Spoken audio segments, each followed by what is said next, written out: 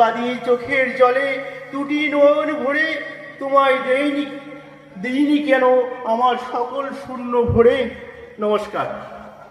তোমায় কেন দিইনি আমার সকল শূন্য করে। এই আত্মসমর্পণ এবং আত্মনিবেদন ঈশ্বরের চরণে পৌঁছে।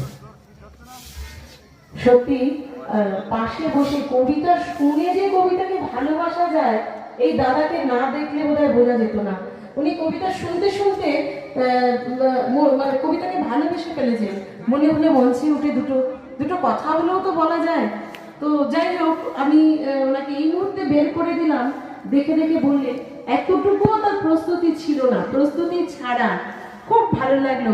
একটা জোরে হাততালি দেওয়া দরকার দাদার জন্য। হ্যাঁ, একদমই তাই।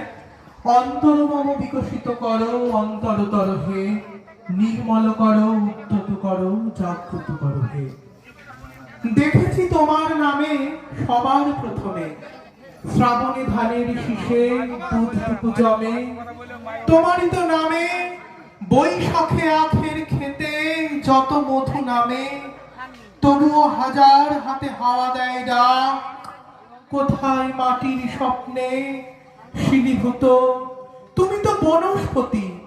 তোমার পায়েতে থরে থরে অজস্র শব্দের রং কৃষ্ণচূড়ার মতো ছড়ে।